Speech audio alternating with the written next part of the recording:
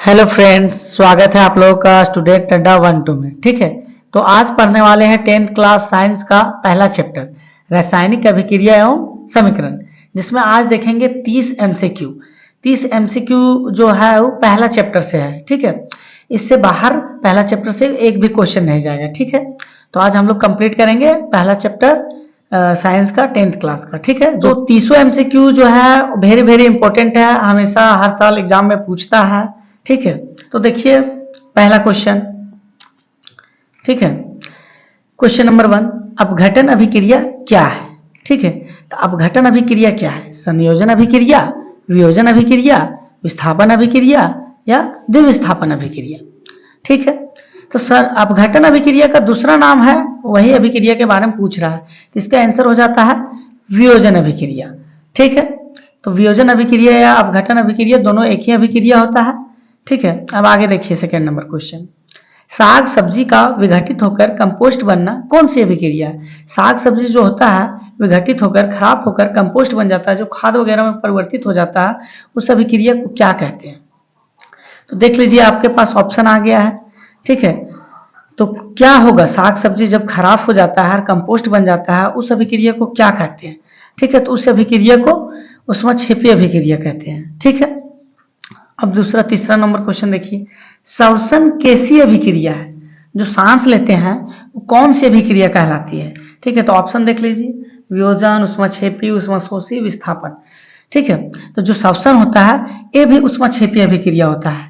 ठीक है, क्योंकि जो हम लोग खाते हैं वो जाके ग्लूकोज के रूप में फिर वहां जाके टूट के हमें ऊर्जा देता है। ठीक है, तो श्वसन पूछेगा कौन सी अभिक्रिया है, तो ऊष्माक्षेपी अभिक्रिया है। ठीक है, अब चौथा नंबर क्वेश्चन देखिए। किसी अभिक्रिया में गैस निकल रही है और उसके पास चलती हुई तिल्ली ले जाने पर फटफट आवाज आती है। कभी भी कोई अभिक्रिया हो रहा होता है और माचिस का तिल्ली जला हुआ उसके पास ले जाएंगे तो वहां से फट फट करके आवाज आता है। ठीक है, तो कौन सा गैस होता है? ऑक्सीजन, नाइट्रोजन, हाइड्रोजन या मीथेन? ठीक है, तो इसका सही आंसर होगा हाइड्रोजन। ठीक है, तो हाइड्रोजन गैस को ले जाने से फटफट आवाज आती है। ठीक है, अब नेक्स्ट क्वेश्चन देखिए। आलू की चिप्स की थैली में कौन सी गैस होती है?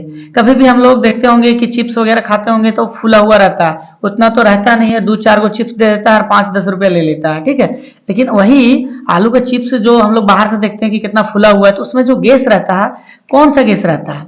ऑक्सीजन, नाइट्रोजन, हाइड्रोजन या मीथेन? तो उसमें नाइट्रोजन गैस रहता है। ठीक है, क्योंकि नाइट्रोजन जो रहता है वो खराब होने नहीं देता है। ठीक है, कोई भी तेल का सामान को। ठीक है, नेक्स्ट क्वेश्चन 6 नंबर।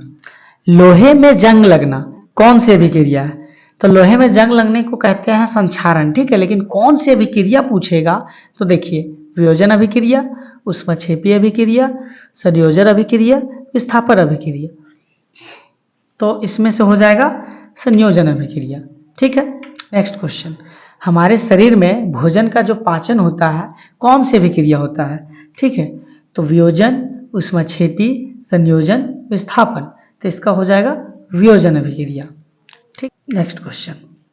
किसी पदार्थ में ऑक्सीजन का योग या जुड़ना कैसी अभिक्रिया है? कोई भी पदार्थ में ऑक्सीजन का योग हो जाता है, ऑक्सीजन जुड़ जाता है, तो कौन सी अभिक्रिया कहलाती है?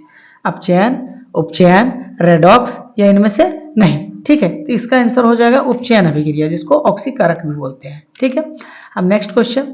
विक्रिगंधित कौन सी अभिक्रिया है? जब कोई भी चीज खराब हो जाता है, तेल का सामान, उसे विक्रिगंधित बोलते हैं। ठीक है, वसायुक्त। तो कौन सी अभिक्रिया है? अपचयन, उपचयन, रेडॉक्स या इनमें से सभी? ठीक है, तो इसमें हो जाएगा उपचयन अभिक्रिया। विक्रिगंधित तेल का सामान कैसे? ऑक्सीजन हवा लग जाने के कारण खराब हो जाता है। तो हवा लग जाता है मतलब ऑक्सीजन जुड़ जाता है, ऑक्सीजन जुड़ जाता है, तो इसके पीछे वाला क्वेश्चन में देखे होंगे आप लोग कि ऑक्सीकारक या उपचयन अभिक्रिया। तो विक्रिगंधित कौन सी अभिक्रिया हो जाएगी? उपचयन अभिक्रिया। ठीक है, नेक्स्ट क्वेश्चन देखिए। रासायनिक अभिक्रिया में होती है अवस्था में परिवर्तन, रंग में परिवर्तन, गैस में परिवर्तन या ये सभी? तो सभी हो जाता है। अवस्था में परिवर्तन होता है, रंग में भी परिवर्तन होता है और गैस का उत्सर्जन भी होता है। ठीक है, अब नेक्स्ट देखिए। रासायनिक अभिक्रिया में भाग लेने वाले पदार्थ को क्या कहते हैं? तो रासायनिक अभिक्रिया में जो भाग लेते हैं, ठीक है, उसको क्या कहते हैं? अभिकारक, उत्पाद, उत्प्रेरक या इनमें से सभी? ठीक है, तो उसको अभिकारक कहते हैं। ठीक है, जो रासायनिक अभिक्रिया में जो भाग लेते हैं उसे अभिकारक कहते हैं। अब नेक्स्ट देखिए। वह अभिक्रिया जिसमें दो या दो से अधिक अभिकारक मिलकर एक नया उत्पाद बनाते हैं। तो वैसी अभिक्रिया को क्या कहते हैं? जब दो या दो से अधिक अभिकारक मिलकर एक नया बनाता है, ठीक है, तो वैसी अभिक्रिया को क्या कहते हैं? वियोजन, संयोजन, विस्थापन या द्विविस्थापन। तो जब याद रख लीजिएगा, जब दो या दो से अधिक अभिकारक मिलकर एक नया उत्पाद बनाता है तो उसको बोलते हैं संयोजन अभिक्रिया।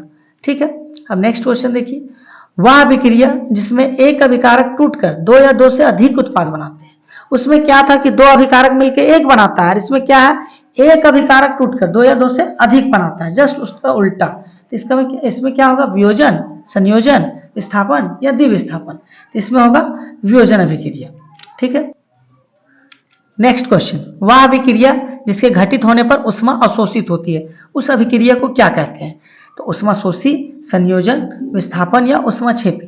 देखिए नाम से ही पता चल रहा है उष्मा अवशोषित, शोषित मतलब उष्मा शोषी अभिक्रिया। ठीक है, अब आगे देखिए, वह अभिक्रिया जिसके घटित होने पर उष्मा मुक्त होती है, उष्मा मुक्त या बाहर होती है, उसमें उसको क्या कहते हैं? तो उसको उष्मा शोषी, संयोजन, विस्थापन या उष्मा क्षेपी। तो उष्मा क्षेपी अभिक्रिया। ठीक है, तो दोनों में अंतर देख लीजिए, उसमें क्या होता है, उष्मा खींचता है, अवशोषण करता है, उष्मा शोषी हो गया, और इसमें क्या होता है, उष्मा बाहर या मुक्त करता है, उष्मा क्षेपी हो गया। ठीक है, तो आगे बढ़िए, देखिए, जब लोहे की कील को कॉपर सल्फेट के विलयन में डुबाया जाता है तो विलयन का रंग नीला से बदलकर हरा हो जाता है। तो कौन सी अभिक्रिया है? तो देखिए, जब लोहा और कॉपर, जो फेरक, लोहा मतलब फेरक, जो फेरक और कॉपर जो Cu होता है, वो दोनों को एक विलयन में डुबाया जाता है। ठीक है, तो जो लोहा होता है कॉपर से अधिक क्रियाशील होता है, और वो होता है अधिक क्रियाशील, तो इसको हटा देता है। ठीक है, तो वही जो रंग होता है नीला से बदलकर हरा हो जाता है, तो उस अभिक्रिया को क्या कहते हैं? ठीक है, तो ऑप्शन देख लीजिए, उष्माशोषी, संयोजन, विस्थापन या उष्माक्षेपी अभिक्रिया। तो इसका हो जाएगा विस्थापन अभिक्रिया। ठीक है, अब आगे देखिए, किस अभिक्रिया में परमाणु तत्वों का आदान प्रदान होता है? अगर कोई पूछेगा कौन सी अभिक्रिया है जिसमें परमाणुओं का आदान प्रदान होता है, तो उसको कौन सी अभिक्रिया कहते हैं? तो ऑप्शन देख लीजिए, संयोजन, द्विविस्थापन, विस्थापन, उष्माशोषी। ठीक है, तो इसमें क्या होगा? द्विविस्थापन अभिक्रिया।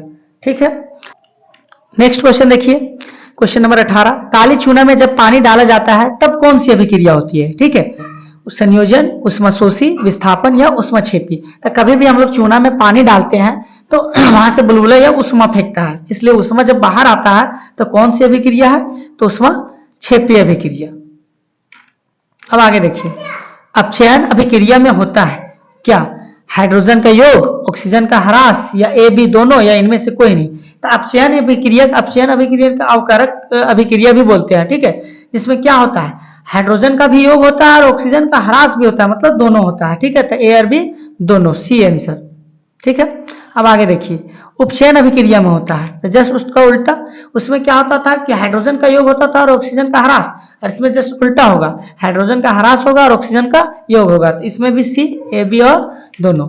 ठीक है, अब नेक्स्ट क्वेश्चन, जंग लगने के बाद चांदी का रंग हो जाता है। तो कभी भी चांदी का कुछ पहनते होंगे या चांदी का, जैसे कि हम लोग कुछ भी चांदी का यूज करते हैं हम। ठीक है, तो चांदी का जो मतलब जंग लग जाता है तो कलर जो बदल जाता है, कौन कौन सा कलर हो जाता है? तो हरा, काला, भूरा या लाल। तो काला रंग हो जाता है। ठीक है, नेक्स्ट क्वेश्चन, जंग लगने के बाद तांबा का रंग हो जाता है। ठीक है, हरा, काला, भूरा, लाल। तो जंग लगने के बाद से तांबा का रंग हो जाता है, वो हरा हो जाता है। ठीक है, नेक्स्ट क्वेश्चन, जंग लगने के बाद लोहा का रंग हो जाता है। ठीक है, तो लोहा का रंग जंग लगने के बाद हो जाता है हरा, काला, भूरा, लाल। तो इसका भूरा हो जाता है। ठीक है, तो जो शुरू में पढ़े थी क्या, चांदी, चांदी काला हो जाता है, तांबा हरा हो जाता है और लोहा भूरा हो जाता है। और आगे देखिए 24 नंबर, उपचयन अपचयन अभिक्रिया का दूसरा नाम। मूल ऐसा अभिक्रिया जिसमें अपचयन उपचयन दोनों होता है, उस अभिक्रिया को क्या कहते हैं? उसको रेडॉक्स कहते हैं। ठीक है, अब आगे देखिए, उपचयन ऑक्सीकारक को रोकने वाले पदार्थ को क्या कहते हैं? तो संयोजन, उष्माक्षेपी, रेडॉक्स या प्रतिओक्सी कारक, प्रतिओक्सी कारक। ठीक है, अब आगे देखिए, उस अभिक्रिया को क्या कहते हैं जिसमें एक तत्व दूसरे तत्व को विस्थापित कर देता है? तो नाम से ही पता चल रहा है, विस्थापित करना, एक तत्व दूसरे तत्व को विस्थापित कर देता है, तो उसे विस्थापन अभिक्रिया कहते हैं। ठीक है, अब आगे देखिए, उस अभिक्रिया को क्या कहते हैं जिसमें ना तो द्रव्यमान का निर्माण होता है ना ही विनाश होता है। ठीक है, तो ऐसी अभिक्रिया के बारे में बताइए जहां ना कुछ बनता है ना कुछ निर्माण होता है ना कुछ विनाश होता है, उस अभिक्रिया को क्या कहते हैं? तो द्रव्यमान संरक्षण का नियम कहते हैं। ठीक है, अब आगे देखिए, समीकरण दिया हुआ है CaO प्लस H2O। ठीक है, और इधर बना है CaOH2। किस प्रकार की अभिक्रिया है? तो देखिए इधर दो साइड है, CaO प्लस H2O है, दो है, और दो मिलके एक बना है। ठीक है, इस अभिक्रिया को क्या कहते हैं? तो पिछले वाले क्वेश्चन में भी हम बताए थे कि जब दो अभिकारक मिलके एक उत्पाद बनाते हैं तो उसको संयोजन अभिक्रिया कहते हैं। इसका हो जाएगा आंसर संयोजन अभिक्रिया। ठीक है, अब आगे देखिए, 2H2O है जो 2H2O प्लस O2 में बदल जा रहा है, तो यह किस प्रकार की अभिक्रिया है?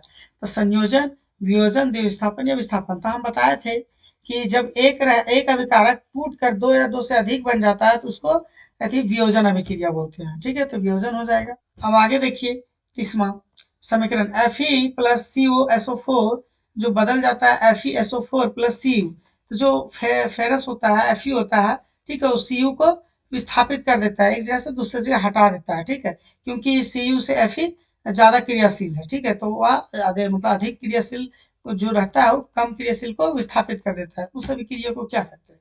तो हम पहले भी क्वेश्चन ये वाला पूछ चुके हैं, तब भी देख लीजिए, संयोजन, वियोजन, विस्थापन, सॉरी द्विविस्थापन और विस्थापन, इस अभिक्रिया को विस्थापन अभिक्रिया कहते हैं। ठीक है, अब यहाँ नाम भी लिख दिए हैं, वियोजन अभिक्रिया को अपघटन बोलते हैं, द्विविस्थापन को उभय प्रतिस्थापन और विस्थापन को प्रतिस्थापन बोलते हैं। ठीक है, तो 30 क्वेश्चन MCQ जो था वो कंप्लीट हो गया। ठीक है, थैंक यू, धन्यवाद।